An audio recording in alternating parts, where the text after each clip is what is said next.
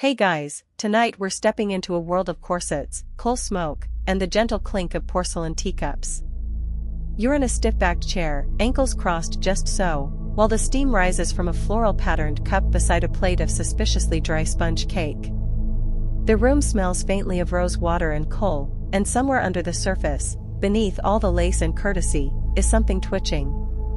Welcome to Victorian tea culture, a place where every movement has a rule, and every rule hides a little fear. You probably won't know this, but the Victorians didn't just invent Sherlock Holmes and chimney sweeps, they also engineered one of the most subtly anxious social rituals in history. Afternoon tea wasn't just a break. It was a battleground. A way to rehearse control, manage panic, and hide emotion behind a doily. So, before you get comfortable, take a moment to like the video and subscribe, but only if you genuinely enjoy what I do here. And as always, I'd love to know where you're listening from. Drop your location and local time in the comments. Now, dim the lights, maybe turn on a fan for that soft background hum, and let's ease into tonight's journey together. You trudge through the cobbled streets of 1850s London, where the fog clings to your clothes and the gaslights flicker like nervous eyes. The Industrial Revolution is in full swing, but your boots are still soaked from the river fog, and honestly, your nerves feel a little like that tea kettle hissing somewhere inside your head. People here are tense, and they need rituals. That's where tea comes in. Not just tea as a beverage, but tea as a scene. A process. A set of predictable, calming steps you can follow even when everything else feels unpredictable. This is where we begin, in the parlors of the middle and upper classes, surrounded by lace curtains, faint piano music, and a strong collective desire to not have a nervous breakdown in public. One study in environmental psychology shows that rituals, especially repetitive, sensory ones, can reduce cortisol levels by up to 32%. And if you think pouring tea isn't ritualistic, try skipping a step in front of a Victorian hostess and watch her left eye twitch. You lift a spoon, gently swirl, then set it back down without clinking. Everything must be silent. Predictable. Perfect. And that perfection? It's not comfort, it's armor. See, tea time was never really about hydration. It was about etiquette. Which, for Victorians, was code for emotional suppression. These people weren't just fussy, they were trying to survive a world that moved faster than any generation had ever experienced. Trains roared, factories loomed, electricity sparked to life, and in the middle of all this chaos, someone decided what we really needed was cucumber sandwiches. But let's not scoff. Because the truth is, even today, we crave rituals that help us slow down and feel safe. You brew coffee the same way each morning, or swipe through your phone in a specific order before bed. The human brain finds calm in the familiar. In repetition. Even in absurd repetition, like folding a napkin corner 3 times just to be polite. Quirky fringe fact for you, in 1887, a well-known etiquette columnist insisted that a true lady should never allow her teaspoon to make contact with the teacup's edge more than once per stir. That's not manners. That's an anxiety tick with floral embroidery. But here's where it gets psychologically rich. Victorian tea habits weren't just about social norms, they were performative scripts. Each motion, each silence, each glance became a stage cue in the theater of emotional regulation. You couldn't scream, you couldn't rant, but you could hold your teacup with exactly the right number of fingers and hope no one noticed your tremble. Philosophers still argue whether the Victorian obsession with etiquette was cultural refinement or systemic emotional strangulation. But the evidence tilts suspiciously toward the latter when you realize how many manuals included instructions for how to cry elegantly. Yes, there was a correct way to leak emotions. You sip. Not too loudly. You nod. Not too eagerly. You agree. Even when you don't. And all the while, your nervous system is being lulled into a false sense of order. Here's where the science comes in again. Studies in neuropsychology suggest that repetitive tactile actions, like stirring, sipping, folding, can trigger a parasympathetic nervous system response, slowing the heart rate and simulating calm. You're not relaxed, you're tricking your body into thinking you are. And that, my friend, was Victorian tea in a nutshell. An elaborate pantomime of control. Don't forget the backdrop. This was a time when mental illness was still called nervous exhaustion or hysteria. You couldn't say you were anxious, you had to act anxious in a way that looked like dignity. Your shaking hands? Just the cold. Your short breath? Oh, just the corset. There's something both tragic and genius about the way society used ceremony to manage internal chaos. It's like putting a bonnet on a panic attack and calling it Tuesday. And let's not forget the visual design of tea itself. Those delicate, painted cups. The soft steam curling into floral patterns. That's not just aesthetic, it's psychological comfort food. You're enveloped in gentleness, even if your thoughts are spiraling. You watch the hostess refill everyone's cup with the precision of a surgeon. She's not being gracious, she's performing a task that anchors her sanity.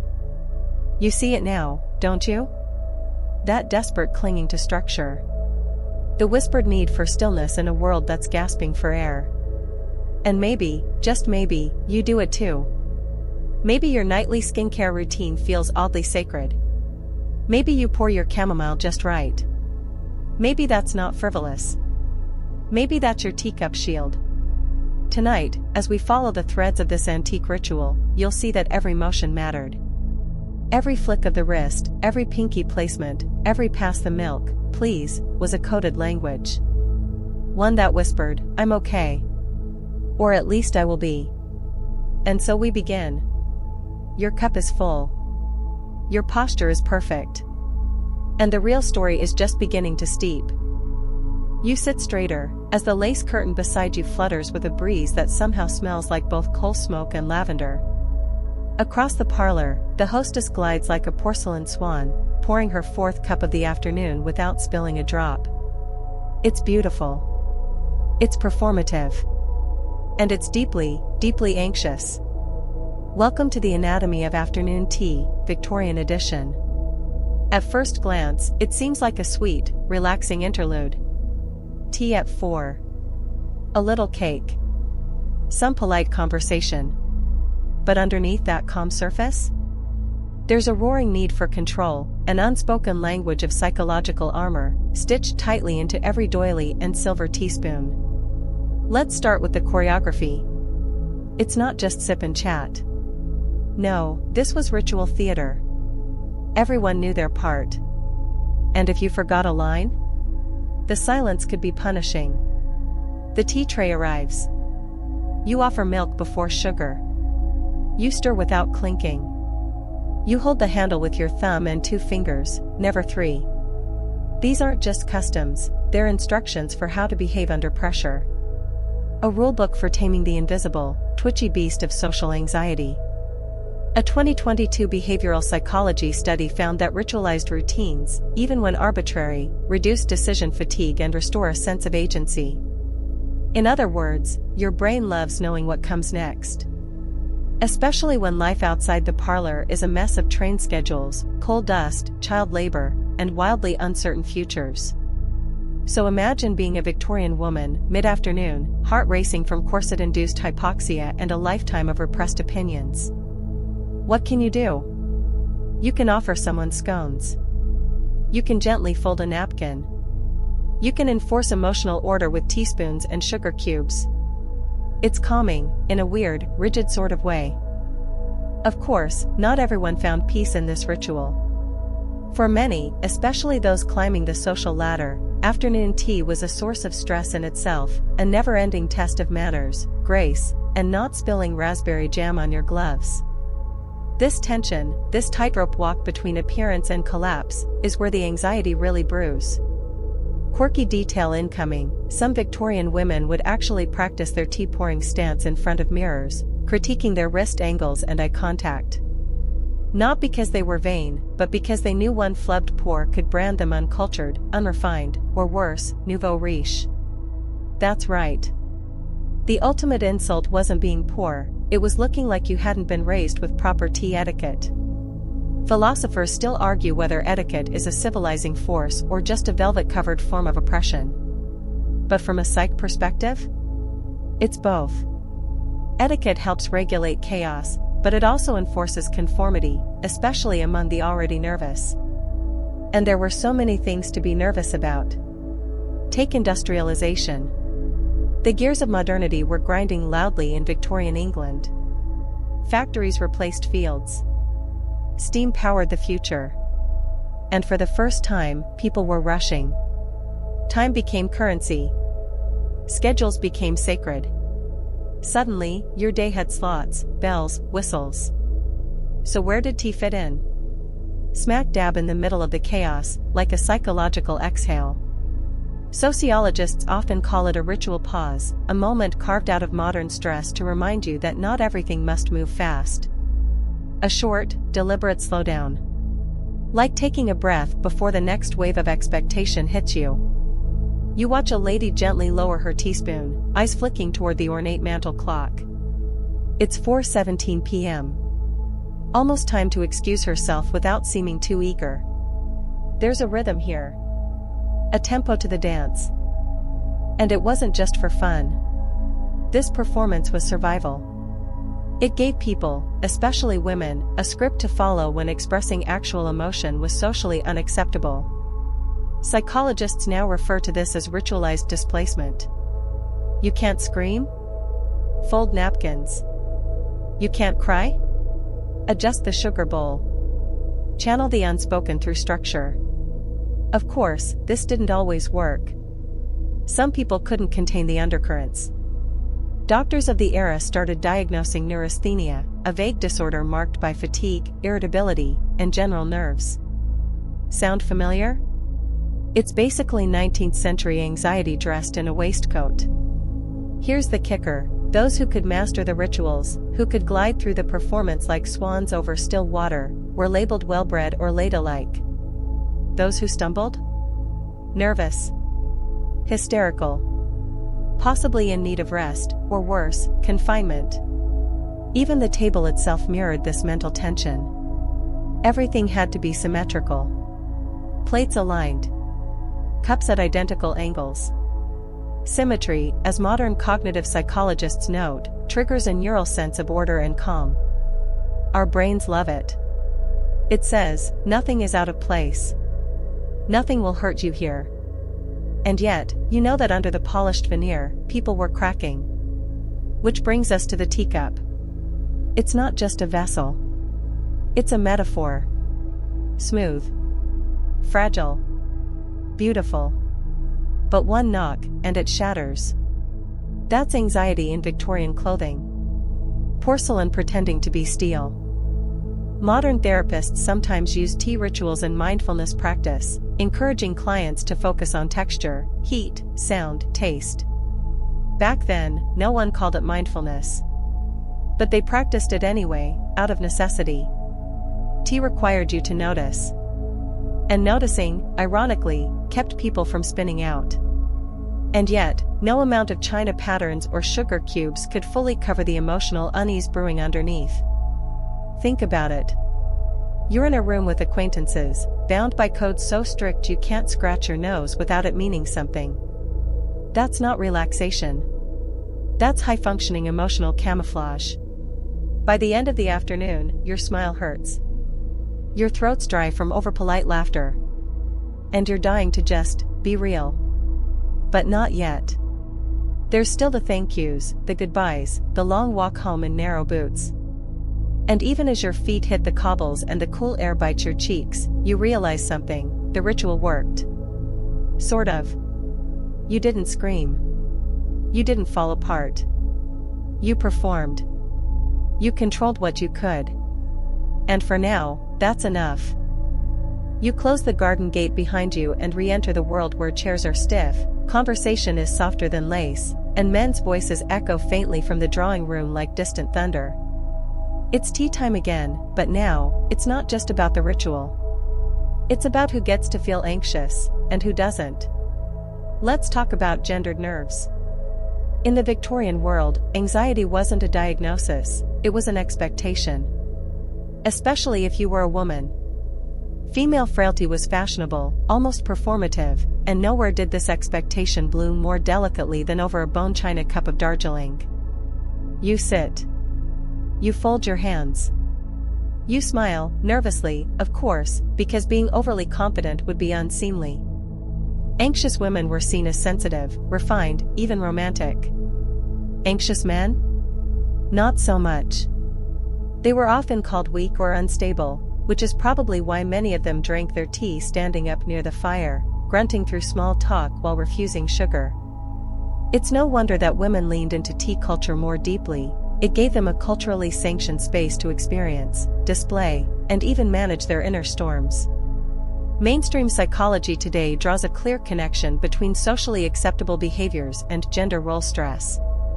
In short, if society only lets you express your feelings through nervous laughter and teaspoon tapping, your body will take what it can get. Victorian women weren't just being dainty. They were hacking the system.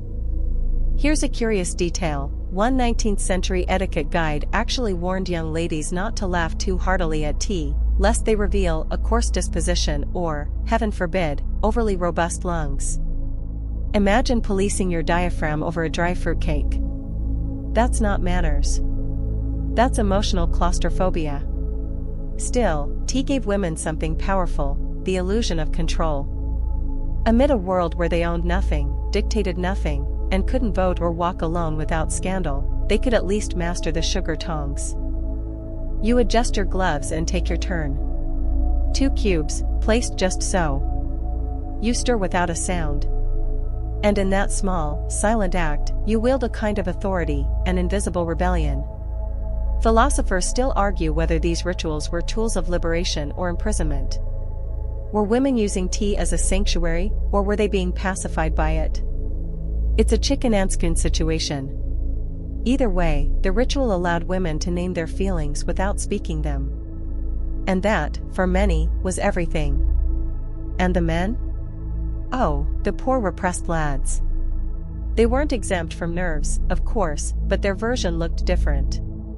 Less fainting, more ulcers. Less porcelain, more pipe smoke. Anxiety was labeled melancholy or overwork, especially among the educated elite. Doctors prescribed brandy and silence. Not quite a spa day. Here's a fringe historical tidbit. In 1873, a doctor named George Miller Beard coined the term American nervousness to describe the increasing rates of male fatigue, insomnia, and irritability. It was the gentleman's anxiety, but it was also a crisis of identity. Industrialization had changed everything. Men no longer controlled nature or time. So they controlled their emotions instead. Or tried to. But while men had outlets, hunting, club memberships, long walks where no one questioned their silence, women had tea. Tea, and journals. And fainting couches. You cross your ankles and take another sip. This isn't just performance, it's preservation. Every rule you follow helps you dodge the unspoken judgments floating through the room like the scent of bergamot. Too loud, too bold, too opinionated, those labels could stick for life. But nervous? That one you could wear like a lace collar. A psychological study from the early 2000s suggests that women in highly structured social environments develop more refined emotional decoding skills, meaning, they get better at reading micro-expressions, adjusting their tone, deflecting tension with grace. Tea time was practice. Daily, relentless practice. You smile at Mrs. Abernathy even though she just implied your hands are too large to wear gloves properly. You don't flinch. You offer her another biscuit. You, my dear, are a master. But this training didn't come without cost. When women couldn't live up to the dainty, delicate standard, they were often pathologized. Hysteria became the catch-all label. Too sad? Hysterical. Too excited? Hysterical. Refused to serve tea? Definitely hysterical. Victorian doctors treated it with everything from smelling salts to institutionalization. There was even a device called the hysterical belt. Don't Google it. Just trust me, it's not a fashion statement. Meanwhile, the rituals persisted. Tea is therapy. Not because it healed anything, but because it contained things. Emotions. Expectations. whole identities, sometimes. Everything could be folded neatly into a lace napkin. And in between the second and third pour, you notice something. It's subtle, but it's there. The sigh that escapes when someone says it's been a long week. The way Miss Thompson's hand trembles just slightly as she lifts the milk jug. The way no one dares to mention her brother's disappearance, but everyone stirs their tea a bit longer than necessary. These are the codes. The tiny tells. This is how anxiety passes between women in these rooms, not through words, but through teaspoon choreography. And it still happens today.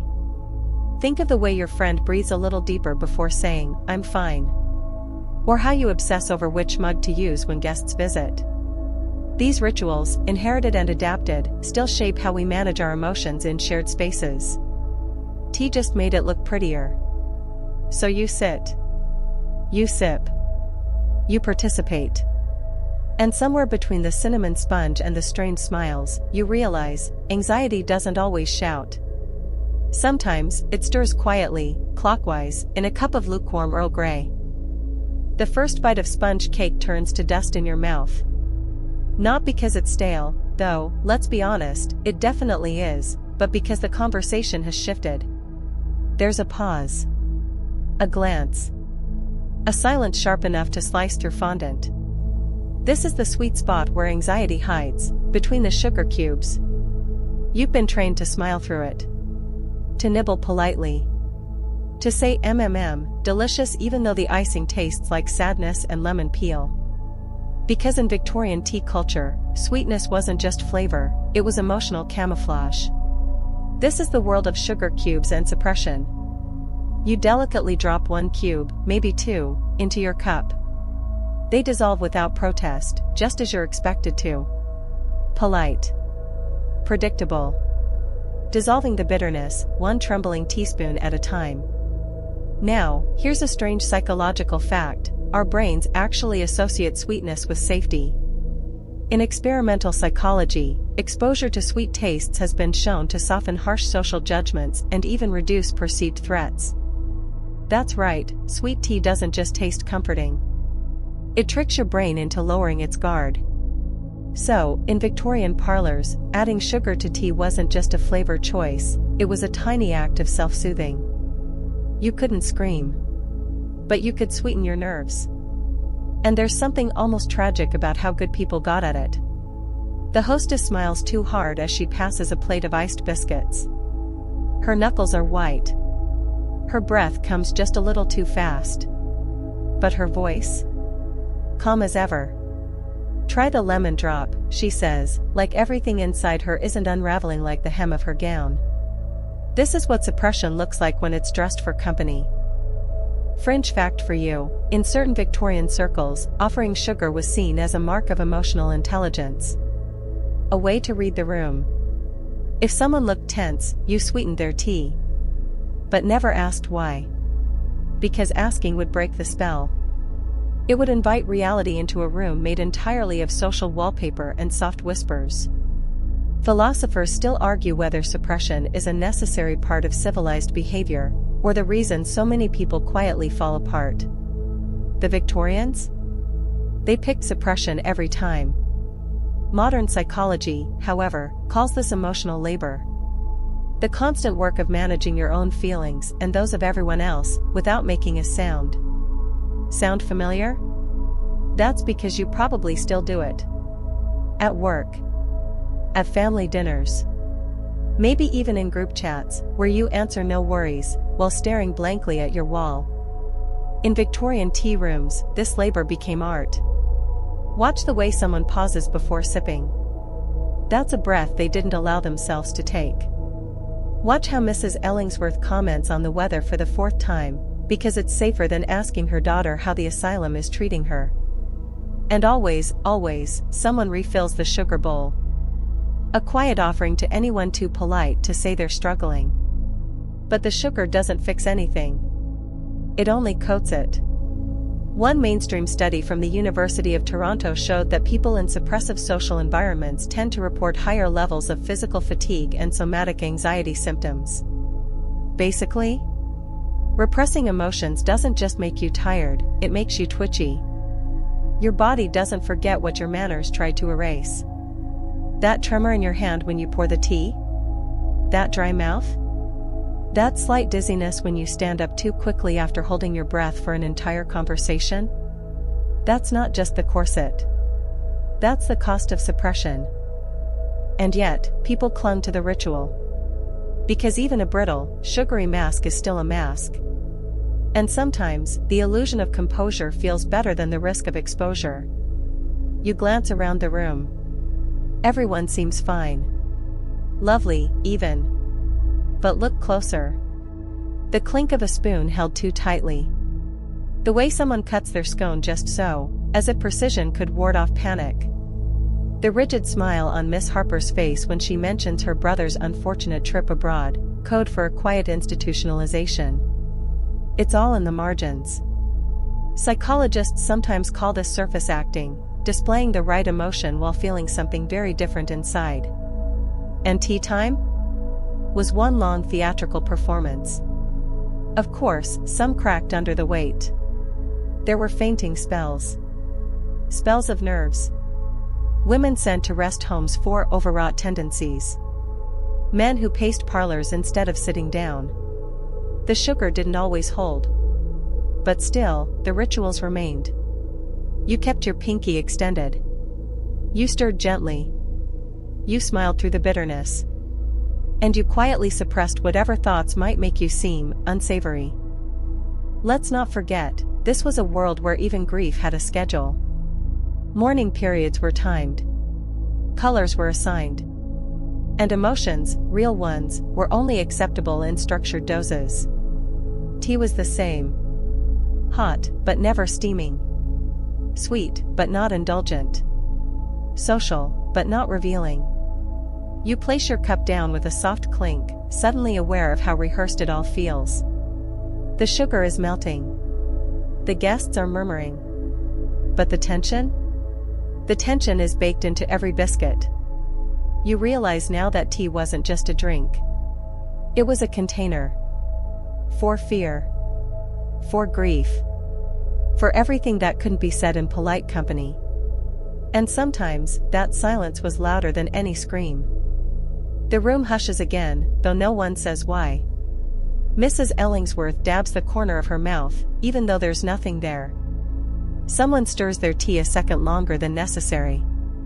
And you, well, you suddenly feel as if you're sitting inside a theater, waiting for a curtain that never quite lifts. Welcome to the Victorian performance of spoons, silence, and the social mask.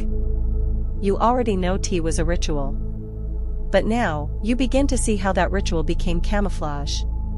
How every gesture, down to the soft clink of silver against porcelain, served a dual purpose, to soothe, yes, but also to hide.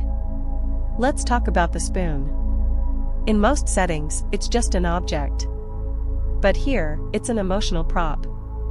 Holding it gives you something to do with your hands. Stirring gives you an excuse to break eye contact. Setting it down softly? A perfect exit cue when the conversation teeters too close to something real. A recent psychology study on micromovements in social anxiety found that repetitive hand gestures, like stirring or fiddling, are often unconscious efforts to regulate internal stress. It's like your body is saying, let me do something, anything, to avoid this spiral. Now picture a Victorian parlor. You're not allowed to interrupt. You can't just excuse yourself. You can't even sigh audibly unless it's delicately timed. But you can stir. You can glance at your teaspoon. You can refill your cup for the third time and pretend you're just thirsty, not emotionally unraveling under the weight of Mrs. Whitcomb's passive-aggressive story about those who can't keep houseplants or husbands. Silence, too, was a language. Not the comfortable kind that comes from being at ease, but the taut, breathless kind that Victorian society wielded like a butter knife. It cut. It carved. It left everything just a little colder. Philosophers still argue whether silence is absence or presence. But in tea culture, it was often strategy. If you didn't speak, you couldn't say the wrong thing. If you kept your smile still and your spoon quiet, no one could accuse you of emotional messiness. You were composed. You were acceptable. You were playing the part. And the part was exhausting. Imagine being at a table where you're expected to be interesting but not too outspoken, warm but never too personal, kind but never candid. It's emotional theater with no intermission. That's the social mask. And while it might feel historical, you probably wore it yourself today. Maybe at work. Maybe over brunch. Maybe on a phone call where you said, "I'm doing okay," while your thumb nervously tapped against your coffee mug. The Victorians just formalized it. They had whole etiquette books explaining how to smile, how long to pause between conversational beats, even what expressions to wear during someone else's storytelling. Not because they were born fussy, but because the social stakes were sky high. Say the wrong thing at tea, and your family name might be whispered about for weeks. Say nothing, and you blend into the silk wallpaper. Safe. Unmemorable. Untouched. Here's a quirky fringe tidbit. One etiquette guide from 1864 insisted that a woman should never converse about emotions unless quoting poetry. Translation: if you're going to have feelings, outsource them to Lord Byron and pass the biscuits. It's no surprise, then, that the whole room became a stage. People entered on cue, delivered rehearsed lines, wore emotional prosthetics. All while sipping blends imported from India and China, sipping civilization in a cup. But underneath it all? Tension. You can see it now. The way people glance too quickly. The slightly shaky laugh. The bite marks on someone's lip when they thought no one was watching. This is a room full of people who desperately want to be seen, but only through a frosted window. Blurred. Safe. Contained. In modern therapy, we call this emotional masking. It's a protective mechanism, especially common in social anxiety and high-functioning individuals, where you maintain a surface persona to avoid vulnerability. And tea rooms? They were a masterclass in it. But there's a cost. Studies have shown that prolonged emotional masking can lead to burnout, disassociation, and difficulty forming authentic relationships. Because if you spend too long pretending, you start to forget where the mask ends and you begin. Still, it was better than the alternative. Better than being labeled unstable. Or inappropriate. Or unladylike. Or, heaven help you, melancholic. The Victorians didn't do well with sadness. They preferred euphemisms and gentle distractions. A touch of nerves. A quiet mood. A tendency to overthink. You set your spoon down. Gently. Silently. You've learned how to blend. You've learned how to breathe just shallow enough to avoid sighing. And you've learned, most of all, how to use silence as both shield and blade. Because sometimes, not saying something is the only way to survive the moment. You glance across the table. The others are still performing. Still pausing before they speak. Still folding their napkins with military precision. And maybe, just maybe, they're all waiting for someone else to go first. To crack the mask. To say something that means something. But no one does. So the silence stretches on, sweetened slightly with tea, thickened by expectation, held in place with floral linens and tight corsets. You sip. You smile. You disappear just a little more. And the teaspoon stirs on. You hear it before you see it, the sharp hiss from the kitchen. A kettle, boiling over. Shrill, relentless, like a scream trapped in metal. No one reacts. They're used to it. The sound blends into the background, just another layer of tension rising with the steam. And here we are, at the point where things begin to bubble over. Welcome to boiling kettles, boiling minds. The Victorian home prized serenity on the surface, but underneath? Pressure. Expectations. Longing. Frustration. And nowhere is that metaphor more perfect, or more literal, than in the act of boiling water for tea. You glance toward the hallway. The servants handle the kettle, of course. But even here, seated in your dainty little chair, you feel it. That rise in pitch. The sharp exhale of steam. The warning that something's reached its limit. Just like you. Modern psychologists use the term somatic tension to describe the physical symptoms of emotional buildup: tight shoulders, clenched jaws, shallow breaths. For the Victorians, this tension built up silently until it had to escape. And very often, it did, in peculiar, sometimes alarming ways. The boiling kettle wasn't just a kitchen tool. It was a household's barometer. When the shriek came, people paused. A maid might rush to it, but in that pause, there it was. A flicker of recognition. That sound was familiar. It was how everyone felt, on the inside. French historical note: some Victorian physicians genuinely believed that a sudden fright, like the shriek of a kettle, could trigger a woman's nervous fit. As if hearing your own internal chaos echoed back at you was just too much. And maybe it was. Because the pressure in that kettle? It mirrored everything the Victorian psyche was designed to contain. Grief, anger, lust, disappointment, all sealed up under the polished lid of decorum. Society taught you how to bottle your feelings, but not how to cool them down. Philosophers still argue whether repression serves order or simply delays eruption. The kettle? It suggests the latter. Psychological studies on repression have shown that when emotions are chronically suppressed, they often resurface somatically, through headaches, stomach issues, fatigue. In other words, your body becomes the kettle. You don't say you're overwhelmed. But suddenly, you're sensitive to light. Or prone to fainting. Or having a spell after tripping over your own nerves. You know who else boiled over? The parlor itself. Think about it, why was everything so soft? The lighting, the fabrics, the music. Because the world outside was not. The parlor was designed to dampen the senses. No sharp lines, no loud colors. Even the teaspoons were dulled to a quiet clink. And the people inside? Simmering. Here's where it gets interesting. Victorian medicine attempted to diagnose these emotional eruptions. Female hysteria became a catch-all term for basically any psychological distress in women, often brought on by too much stimulation, or not enough. And the treatment? Rest. Isolation. Cold compresses. Occasionally, leeches. Meanwhile, the men boiled differently. They were allowed bursts of anger, so long as it was dignified. They might shout at the servants or stalk around the garden. A moody silence at tea was acceptable, if you had the mustache to back it up. Emotional repression in men wasn't called hysteria. It was overwork. Nervous strain.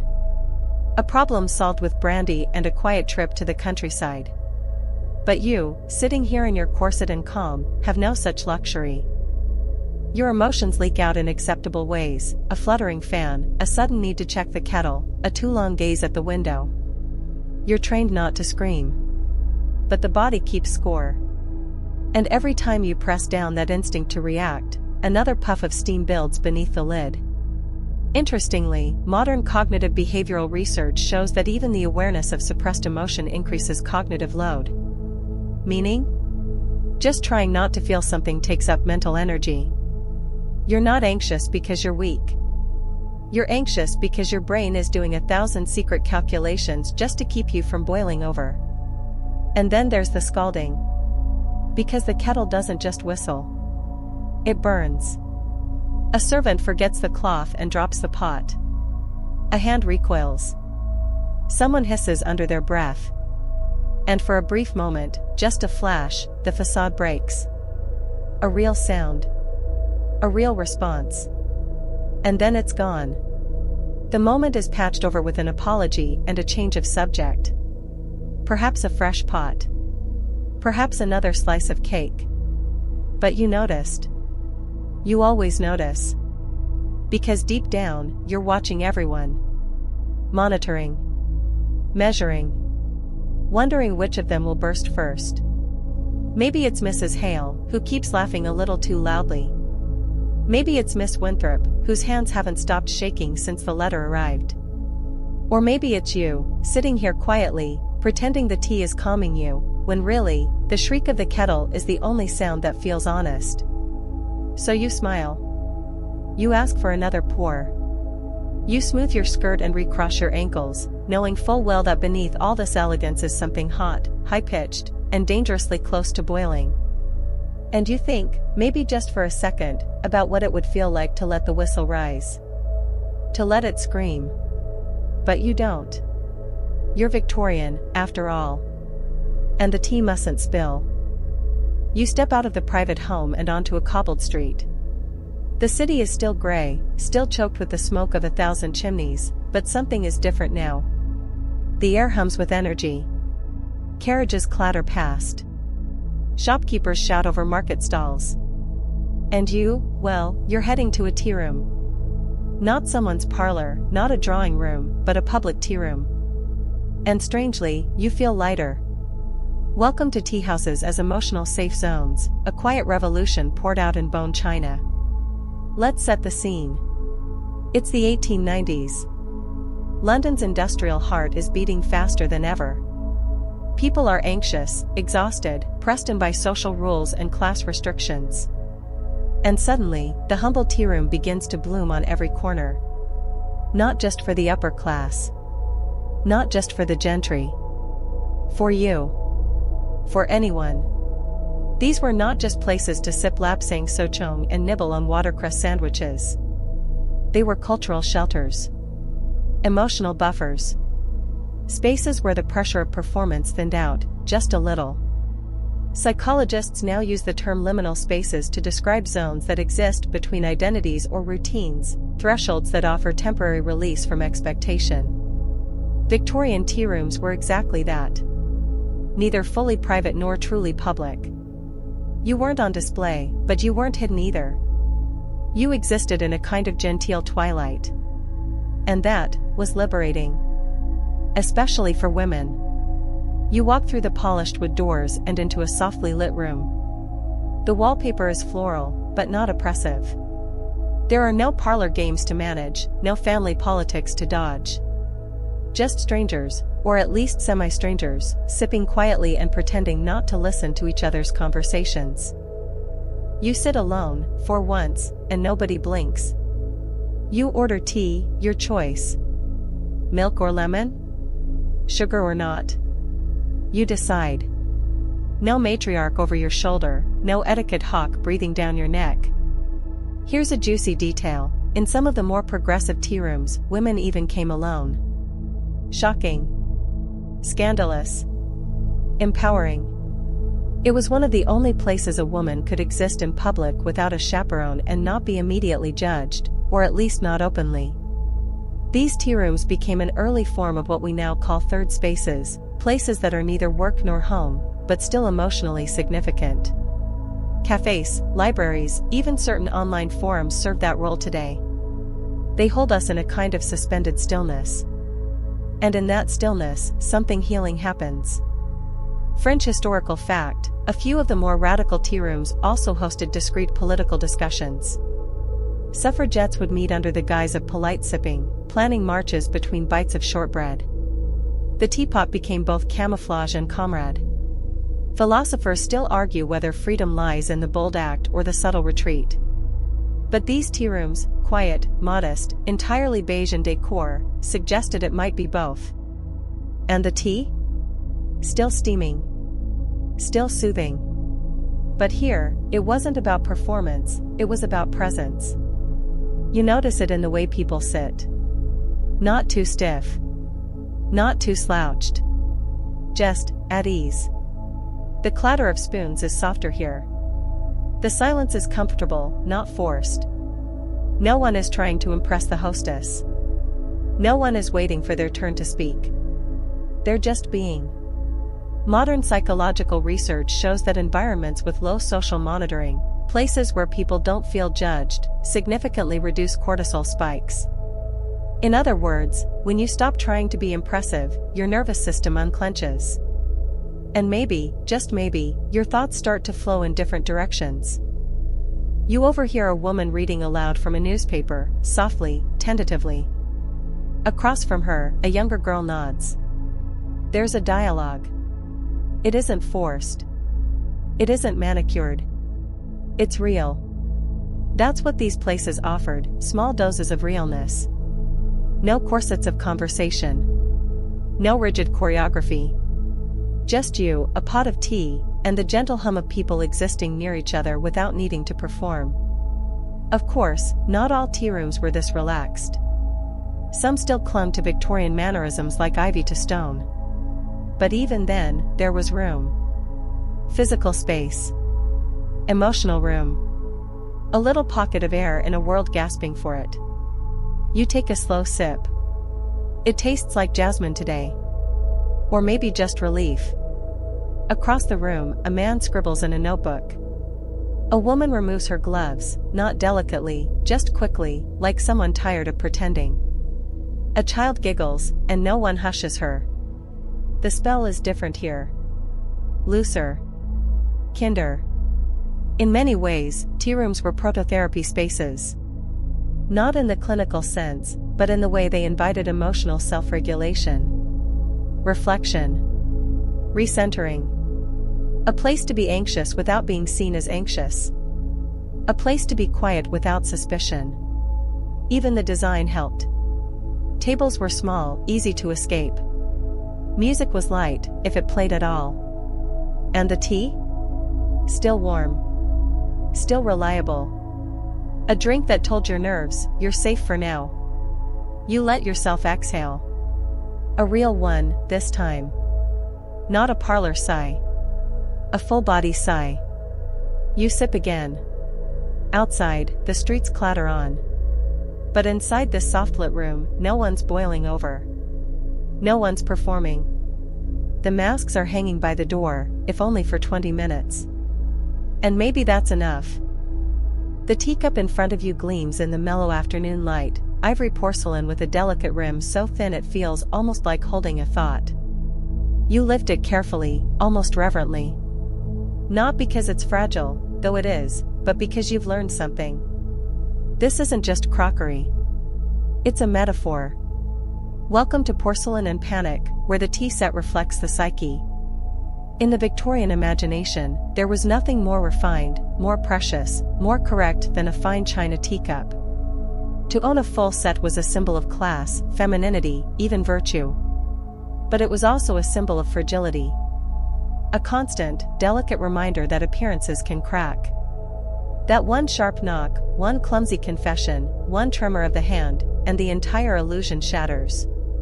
Psychologists call this symbolic mirroring, when physical objects reflect or reinforce internal emotional states. In Victorian society, porcelain didn't just sit prettily on a shelf, it whispered unspoken truths. You may look polished, smooth, flawless. But underneath? You're one jolt away from ruin. Even the language of the era reflects this. She's porcelain. He cracked under pressure. That one's got a chip in her character. These weren't just figures of speech, they were cultural indicators of how closely emotional stability was tied to social perception. Fringe detail for you, Queen Victoria herself was obsessed with porcelain. She commissioned entire custom patterns for visiting dignitaries and even had her own nervous set, a slightly thicker china for days when her hands shook. That's right. Even the Queen had an off day. She just used sturdier teacups to hide it. Now picture this, you're in a modest home. You've saved up for that gleaming tea set. You display it proudly. You clean it daily, even if no one visits. Because it's not about function. It's about proof. Proof that you're holding it together. That you belong. That you're not about to emotionally shatter in front of the help. Philosophers still argue whether owning beautiful things soothes the soul or burdens it. But for the Victorians, porcelain was both shield and stressor. It elevated your status, and made you afraid to use it. This isn't just a metaphor for class anxiety. It's a literal performance of emotional restraint. You served tea in cups so thin that even the sound of the teaspoon was different, more delicate, more brittle. It reminded you, every sip, that breaking was possible. That's the essence of Victorian anxiety, the constant awareness that if you slipped, even slightly, something would crack. Psychologists studying high-functioning anxiety often cite this exact feeling. The fear of letting something slip, of revealing a crack in the performance. It creates a hypervigilance, a need for control, a deep, bone weariness beneath the smile. You're managing everything, perfectly, and yet at any moment, the cup might slip. And the worst part? If it does, people won't just mourn the mess. They'll judge you for breaking in the first place. Now, watch your hostess pour. Notice how she steadies the pot with one hand while cradling the saucer with the other. How she glances, just briefly, at each guest's cup to make sure nothing overflows. She's not just serving. She's managing risk. Because if the tea spills, if the cup cracks, if the set is no longer perfect, what then? Even tea accidents were social events. A dropped cup could silence an entire room. A shattered saucer might cost someone a second invitation.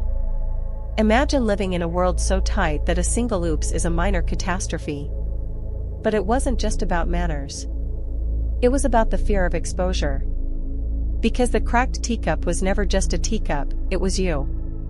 A mainstream psychological study out of Oxford shows that we subconsciously assign emotional value to fragile objects. When something delicate breaks in our presence, it increases emotional awareness and stress, especially in environments that prize perfection. So it makes sense that people handled these tea sets like sacred relics. Because in a way, they were. They held more than just lapsang or oolong. They held expectation, pride, fear. They held the story you were trying to tell the world. I am together. I am tasteful. I am not unraveling. And the marketing knew it too. Advertisements for teaware leaned hard into this symbolism. Worthy of the finest woman. So delicate it dares to exist. For the hand that trembles not. Not so subtle code for, if you can handle this china, you can handle life. And what if you couldn't? Then you reached for the thicker mug. Or you stayed home. Or you risked humiliation. Because in Victorian society, emotional fragility had to be invisible. It could live beneath the surface. It could simmer. But it must not spill. It must not break. And if it did? Well, you certainly weren't invited back for tea. So you lift your own cup more carefully now. You feel the fine rim beneath your fingers. You wonder how many people smiled into this same shape while quietly praying they wouldn't drop it. The porcelain is thin. So are the walls we build around ourselves. But for now, it holds. The street outside the tea room has changed. You hear more boots now, heavier ones. The smell of coal is thicker. There's less lace, more leather. Factory bells ring in the distance, and your refined little tea ritual suddenly feels like a soft whisper in a very loud world. Welcome to caffeine, class, and the nervous system. You turn the corner and find a different kind of tea room. No roses on the tablecloths here. No matching silverware. This is where the workers drink their tea, boiling, overbrewed, ladled into thick, chipped mugs. No fuss. No lemon slices. No napkins folded like swans. Just liquid heat and something close to survival. And here's the kicker, it's the same beverage, but a totally different psychology. Caffeine is, after all, caffeine. But how it's served, and who gets to drink it how, is a window into how class shapes not just habits, but stress. Let's start with the obvious.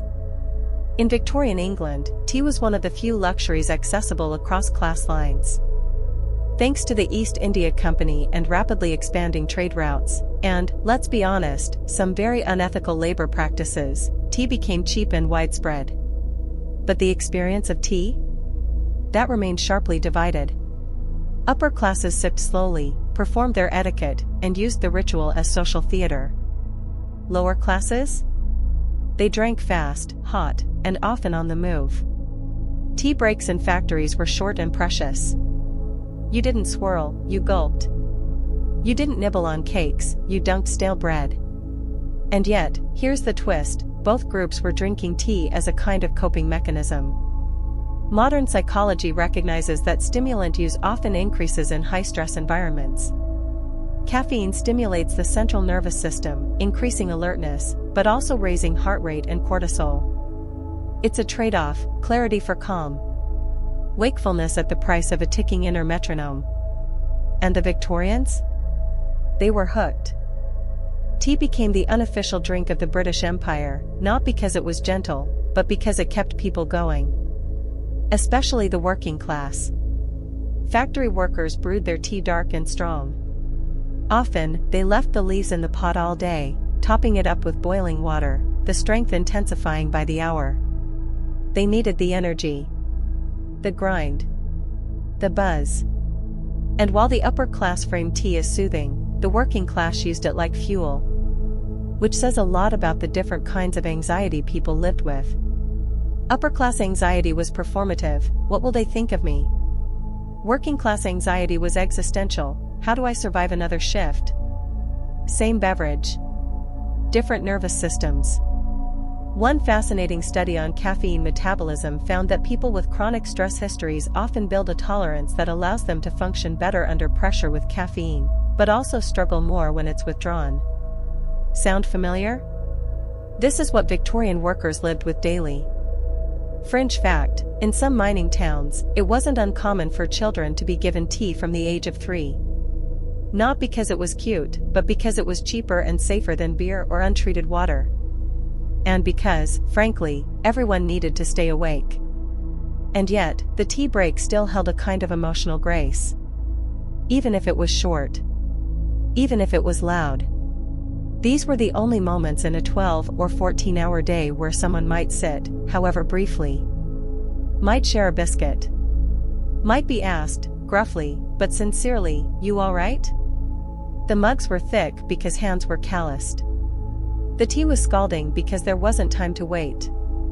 But the ritual was there, however stripped of polish. It was a moment. A pause. A breath. Just like in the parlors, only rawer, faster, and slightly burned. Philosophers still argue whether comfort comes from the object or the intention. Whether ritual needs beauty, or just consistency. But in these workrooms, tea was therapy, rough, steaming therapy in a dented tin cup.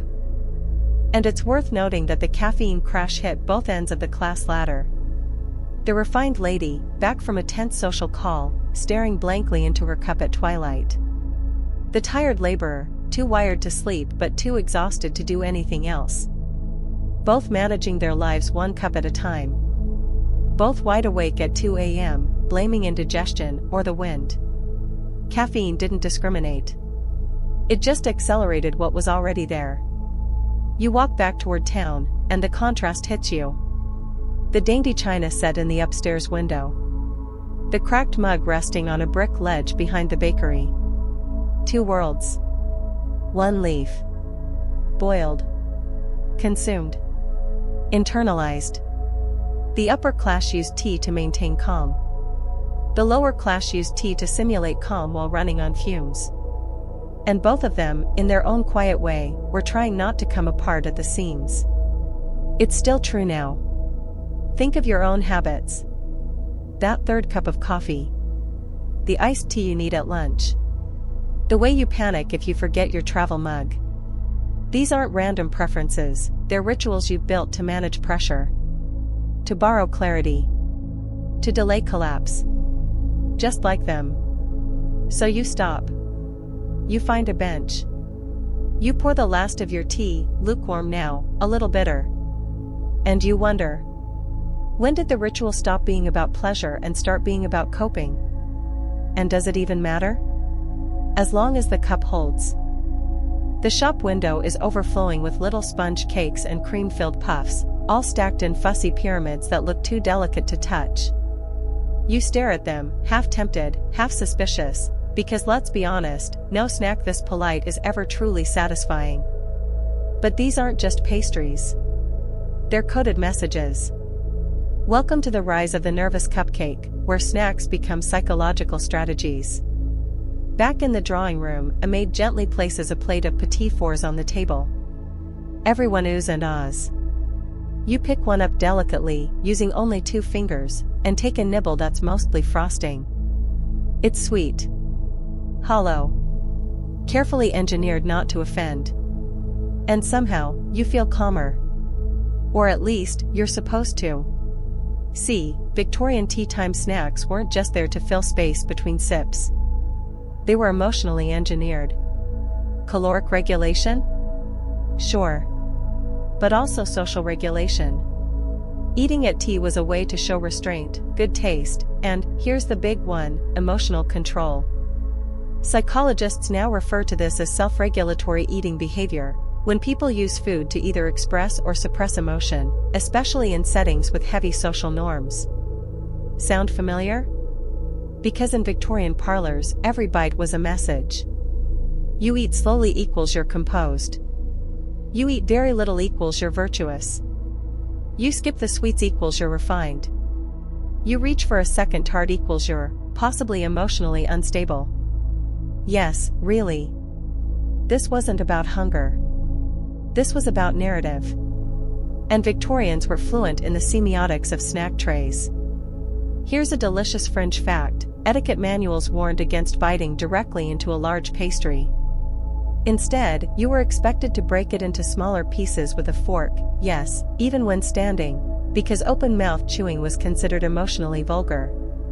As if taking a real, unguarded bite might expose your inner chaos. And so the snacks got smaller. More refined. More controllable. The nervous system, ironically, loves this stuff. Studies show that chewing, especially slow repetitive chewing, can reduce tension and lower the heart rate. It's the same reason people stress eat chips or gnaw their nails. But the Victorians didn't have hot Cheetos or silicone fidget rings. They had lemon tartlets. And they wielded them like edible Xanax. Of course, not everyone was nibbling out of neurosis. Some just liked the sugar. But the psychology ran deep. Take the sponge cake, light, fluffy, mostly air. It became the quintessential tea snack not just because it was easy to digest, but because it mirrored the ideal emotional state: gentle, undemanding, sweet without being overwhelming. Philosophers still argue whether food reflects the culture or shapes it. But in tea culture, it did both. To be refined was to eat in small doses. To never seem greedy. To never crave too much, of anything. And that included attention, affection, or heaven forbid, autonomy. Which brings us to shame. The secret filling inside so many of these tiny cakes. Victorian society was obsessed with moral digestion. You didn't just eat to sustain the body, you ate to display your virtue. Anything excessive was suspect. A woman with a hearty appetite? Dangerous. A man who hoarded scones? Probably unstable. Modern therapists recognize this as early orthorexic behavior, using food rules to create the illusion of emotional safety. And tea time eating was a ritual of rule-following par excellence. Let's paint a picture. You reach for a slice of seed cake, hesitate, glance around the room. Are the others eating? Are they watching? Has Mrs. Barlow already taken one? You lower your hand, sip your tea instead, and pretend you're not hungry. You just passed the test. You are self-controlled. Tasteful. Tamed. Of course, there were exceptions. The nervous eaters. The ones who picked constantly at the biscuit plate, who refilled their saucer with little sighs, who nervously peeled the crust from their sandwiches. Everyone noticed. Everyone pretended not to. But the silent diagnosis passed like a ghost through the room: poor dear, she's unraveling. And unraveling, in this context, wasn't about shouting or fainting. It was about losing rhythm. Eating too fast. Choosing the wrong item. Laughing with a mouthful. Dropping crumbs. You didn't have to scream to be scandalous. You just had to reach for the jam twice. Which is funny, until you realize how much pressure was folded into that sponge cake. These weren't just snacks. They were performance tools. Part of a carefully measured dance. Sweetness, as always in the Victorian world, was a controlled substance. And sometimes, people cracked anyway. There are diary entries, dozens of them, from women who described shame over eating too much at tea. Not because they were full, but because they were visible. Their hunger made them noticeable. And in a world built on polite invisibility, that was terrifying. So they compensated. They refused dinner, took long walks, prayed for forgiveness, folded themselves into smaller, sweeter shapes the next day. Because at tea, every bite carried meaning. And you? You take another cake now, slowly, without permission. You chew it all the way through. You don't hide it. And the world doesn't end. But in the room you just left, if someone saw you, well, they'd lower their eyes, pretend not to notice, and take a quieter, more acceptable biscuit. Because some hungers were never meant to be seen. The bell chimes as you enter a quiet corner bookshop, one of those narrow Victorian shops where the air smells like dust and dried glue, and the floorboards creak with every cautious step. In the back, next to the shelf labeled Moral Instruction and Female Conduct, you find what you've come looking for. A stack of slim, cream-colored volumes with embossed titles like The Lady's Guide to Afternoon Deportment and Politeness at Table, an instructional reader. This, my friend, is where it all begins, etiquette manuals as anxiety blueprints. You take one down, flip it open. The pages whisper rules in looping fonts. How to hold a cup. How to excuse yourself without being noticed. What to say when you're emotionally spiraling but someone has just offered you jam. These books didn't just teach behavior. They dictated identity. And for the Victorian mind, trained to fear chaos, crave structure, and loathe emotional outbursts, etiquette was the closest thing to a holy text. It promised order, predictability, a sense of safety, so long as you followed every single rule. Modern psychologists recognize this pattern. It's called safety behavior, the ritualized actions people take to prevent perceived social disaster. The tighter the social pressure, the more elaborate the rules. And in these etiquette books, elaborate doesn't even begin to cover it. French historical tidbit, one 1889 manual advised that a lady must not sip tea until the hostess has set down her own cup, otherwise she may be perceived as impatient or, worse, forward. Translation: don't just behave, perform your patience. And heaven help you if you forgot. Because these weren't just suggestions. They were behavioral scripts for survival. If you slipped, you didn't just risk embarrassment. You risked character assassination. Philosophers still argue whether etiquette civilizes us or shackles us. But Victorian etiquette was clearly designed to control more than forks. It controlled fear. It gave your panic a place to sit, quietly, knees together, not interrupting anyone. And the fear ran deep. Open one of these books and you'll see it. Under every cheerful instruction is a threat of exclusion. A young lady must never speak too freely to strangers. Avoid fidgeting, as it implies discomfort or dissatisfaction. The sugar bowl should be passed, never reached for. The message is clear: if you want to belong, regulate yourself. And this wasn't just about manners. It was about emotional coding. These manuals turned feelings into actions, then judged those actions for propriety. You couldn't say you were anxious, but you could fold your napkin 4 times, which everyone understood meant I'm barely holding it together. One study on emotional suppression and social instruction found that when emotional expression is limited by external codes, people develop somatic habits, like throat clearing, fidgeting, or performative stillness. These little quirks? The Victorians had entire chapters dedicated to managing them. They had rules for how to cough, how to express boredom, shift posture slowly, without sighing, how to change the topic without offense, even how to exit a conversation gracefully when your nerves were frayed. And you wonder why they always looked so tired. These books were thick with judgment, but dressed in kindness. They said things like, a lady does well to temper her expression, or emotion must be sheathed in gentility. But what they meant was, don't be too much. Don't be difficult. Don't disturb the room.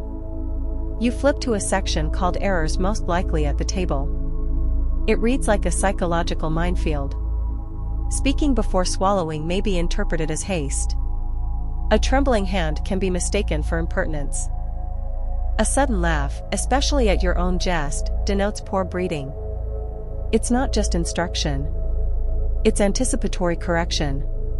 These books taught you to constantly monitor your own behavior through the eyes of imagined judgment. You became your own observer, your own critic, your own silent punisher. Sound familiar? Modern psychologists call it internalized social anxiety. When the fear of disapproval becomes so deeply woven into your thought patterns that you begin editing yourself even when alone. And yes, tea etiquette helped hardwire that loop. Of course, it wasn't all malicious. These books were trying, sometimes desperately, to create a world of pleasant interactions. And for people adrift in a fast-changing society, they offered comfort. Like a map, or a lighthouse, or a user manual for being likable. But what happens when the map becomes a cage? You know that feeling. When you're at a dinner party, trying to remember if you thanked the host enough times, or if your joke landed weird, or if you're chewing too loudly. That's not social instinct. That's etiquette trauma, passed down through generations. And yet, we still reach for the rules. Because sometimes, having a script, even an oppressive one, feels safer than improvising. Especially when improvising could mean rejection. So you close the manual. You feel the weight of it in your hands. Not heavy, exactly, but dense. Like it's holding every anxious whisper that ever passed over a plate of finger sandwiches. You slide it back onto the shelf. And you wonder, who wrote the rules that live in your own head? And are you still following them, even now? It's late now. The gas lamps flicker low outside, their golden glow curling across the glass panes like mist. You're back home, slippers on, corset unlaced just enough to breathe properly. The house is quieter. The teacups have been washed. And in your lap is something more intimate than any etiquette manual. A dream journal.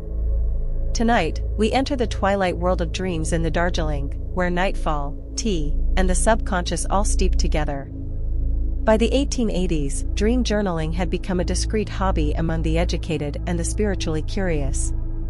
And no surprise, Victorians were obsessed with decoding hidden meanings. They believed dreams weren't just nighttime chaos.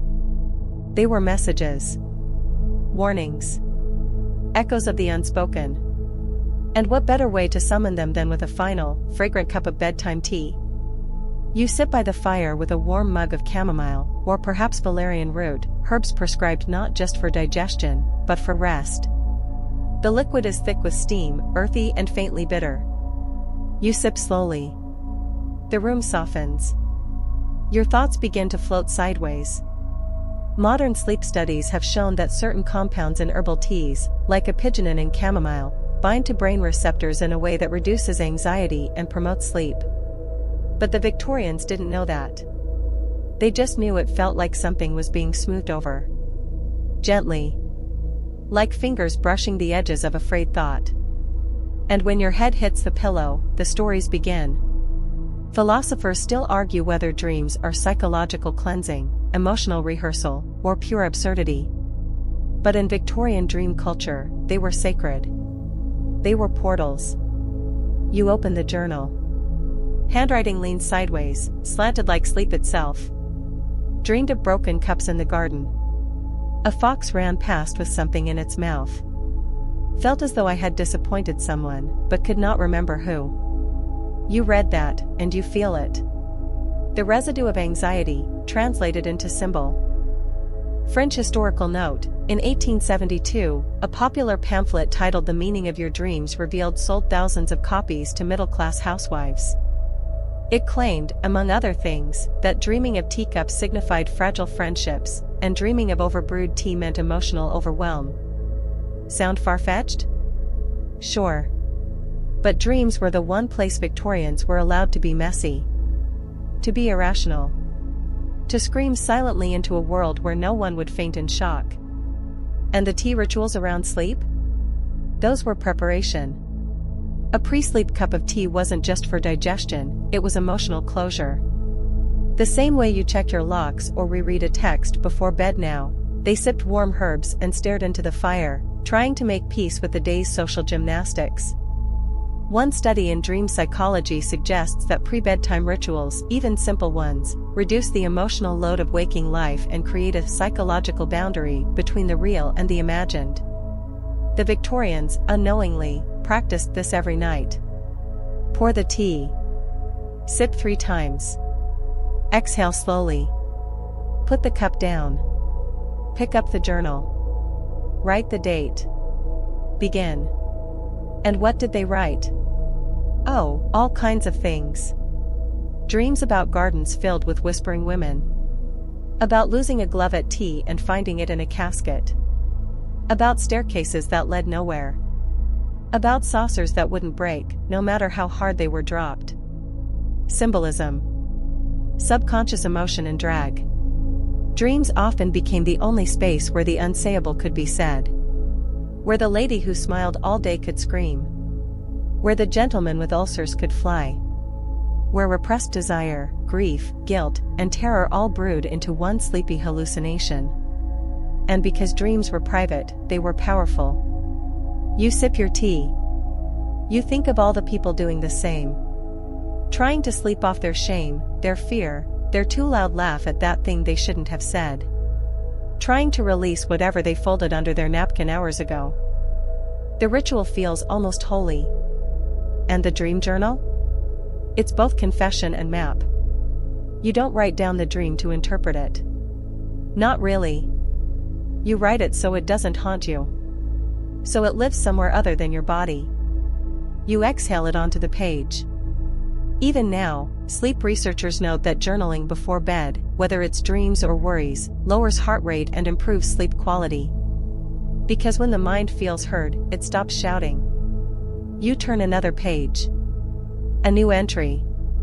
Sat down to tea with no one. All the chairs were filled with fog. Tried to pour but the teapot was empty. Felt no fear, only a kind of ache. It's not poetry. It's the truth, in disguise. Because in the dream world, your anxiety doesn't need to dress up. It can show up in its nightclothes, barefoot, unbrushed. And it will.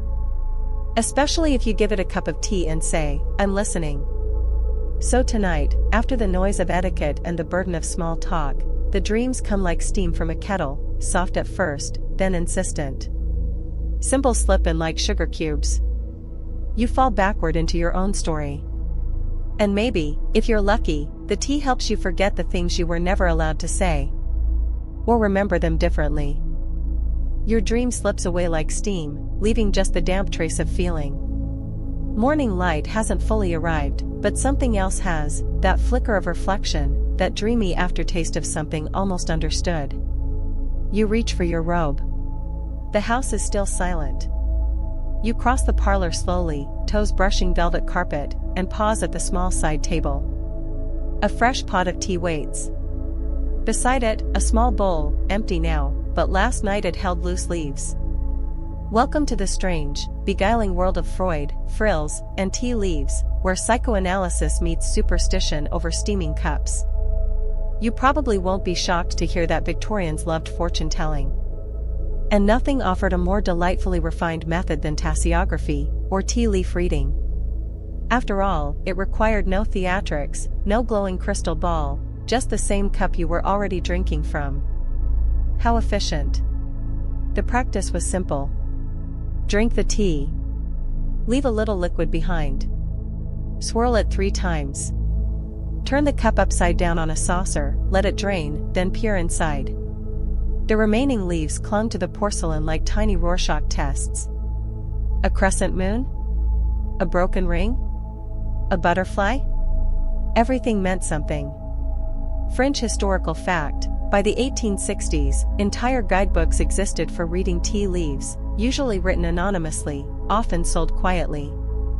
One such book, Reading the Cup, for gentlewomen and their confidants, claimed the shape of a ladder indicated imminent social elevation, while a snake meant betrayal in the vicinity of buttons.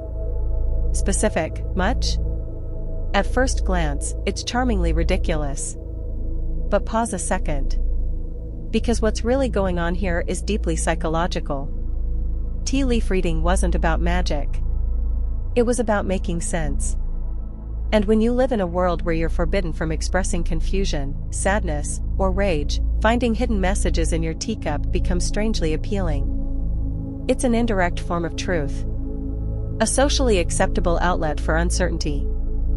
Modern psychology actually has a name for this: projective interpretation. When given ambiguous stimuli, like ink blots, or yes, tea leaves, people naturally project their own thoughts, fears, and longings onto them. It's less about divining the future, and more about accessing the present, a part of the self too uncomfortable to speak directly. And the Victorians? They were excellent at that. Freud, who was already stirring the psychological pot across Europe by the late 19th century, would have called tea leaf reading a form of unconscious confession. A way to bypass the ego and get at the repressed material. Victorian society didn't want to hear you say, "I'm afraid I'll never marry," or "I feel trapped." But if your teacup said it for you, that was safe. Philosophers still argue whether these methods reveal truth or invent it. But the emotional payoff is real either way. Even today, therapists use techniques like automatic drawing, tarot, or free association, not because they're mystic, but because they help clients access parts of the mind that feel off limits. Tea leaf reading did the same. Quietly. Elegantly. Under the guise of party entertainment. You imagine the scene. A group of women leans in, giggling behind fans. The hostess peers into her neighbor's cup. "I see a heart, no, wait, a ship. A ship and a letter. Perhaps, an admirer overseas?" Laughter erupts. Eyes sparkle. But beneath the sparkle, someone's heart speeds up. Because the truth is, she's been waiting for news. For closure. For something beyond these carefully structured days. She won't say it. But her tea leaves will. Of course, the practice wasn't just emotional, it was deeply gendered. Men were discouraged from participating. Tea was already coded feminine, add a dose of emotional symbolism, and it crossed into unacceptable territory. Which only made it more precious. More private. A form of feminine resistance disguised as superstition. And unlike dream journals, locked away in drawers, tea leaf readings were often shared. Not just ritual, but ritualized intimacy. You'd read for each other. Laugh, blush, pretend not to believe. But you always leaned in. Because in a world where "how are you" had only one acceptable answer, a glimpse into the teacup was a way of asking, "But how are you really?" Modern psychologists suggest that symbolic interpretation helps people externalize anxiety. That is, when you're too overwhelmed to say what's wrong, naming it through metaphor or symbol gives you distance. The thing is no longer in you, it's in the cup. The fear is now a fox. The grief is a storm cloud. The hope is a tiny boat, sailing east. And perhaps that distance is what made it tolerable. After all, Victorians weren't raised to talk about fear. They were raised to manage it. To domesticate it. And what's more domesticated than a delicate porcelain cup, full of swirling leaves?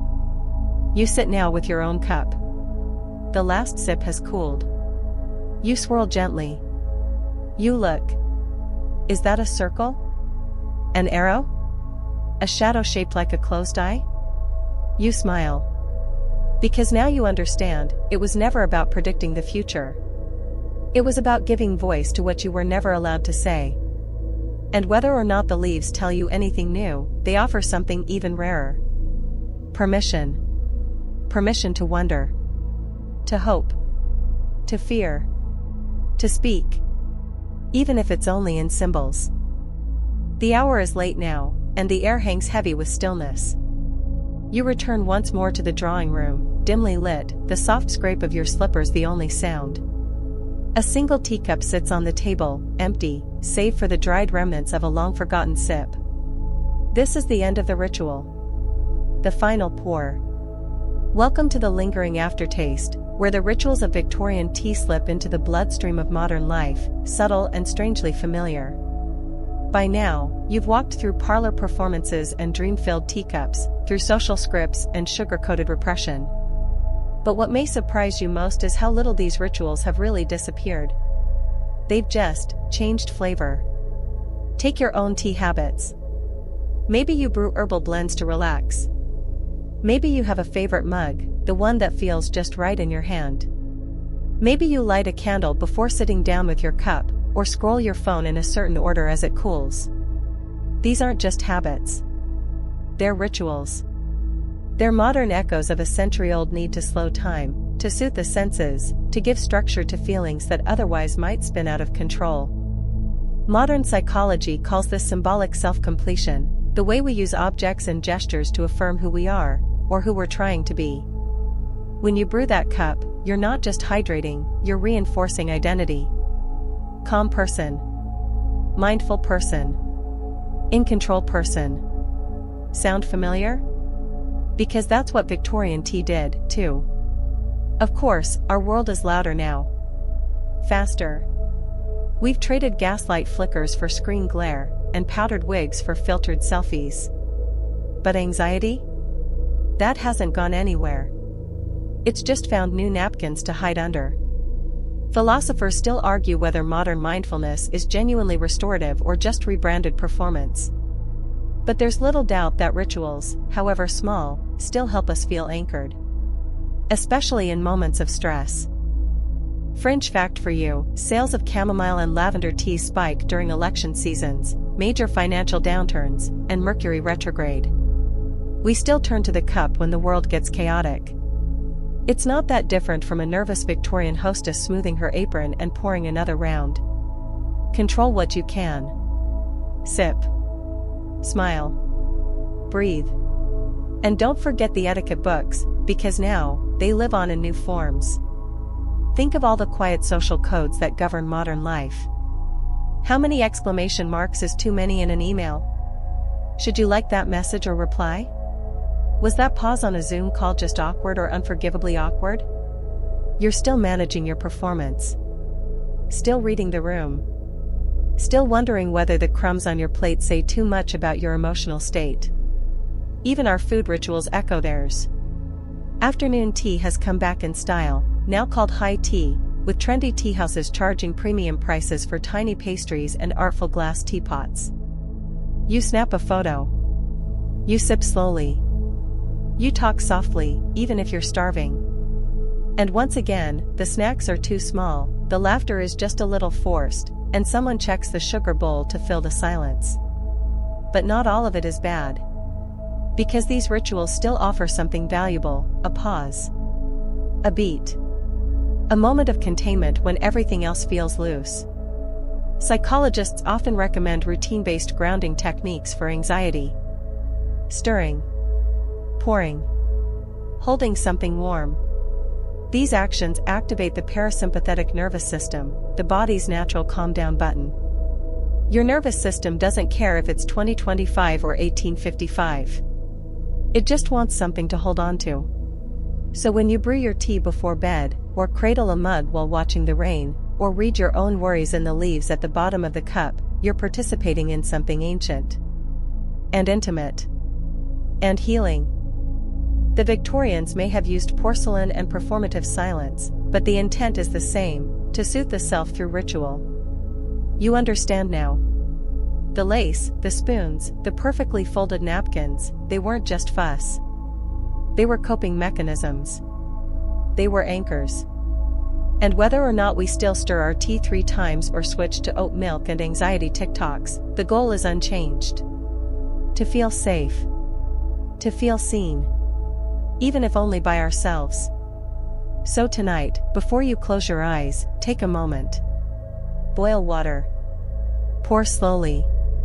Let the steam rise and touch your skin. Let it whisper all the things the Victorians never got to say aloud. You're allowed to feel overwhelmed. You're allowed to pause. You're allowed to rest. The kettle whistles. The room is quiet. And this time, no one is watching. So now, with the last crumbs cleared and the final cup drained, the parlor fades softly behind you. The steam is gone, but its warmth lingers in your chest. You've walked through rituals and rooms, both ornate and ordinary, and each of them held something unspoken. Anxiety. Order. A desperate need for stillness. You might never hold a porcelain cup with gloved fingers, or stir sugar with the precision of a Victorian hostess, but you know what it feels like to hide behind a ritual. To press your nerves into something repeatable. To find calm, not in the absence of chaos, but in the containment of it. Let that thought rest now. Let the lace unravel. The house is dark. The fire has gone to embers. Outside, the sky deepens to navy and violet. You don't need to do anything. You don't need to perform. There are no teaspoons to mind, no cups to fill, no faces to impress. Just you. Your breath. The stillness you've earned.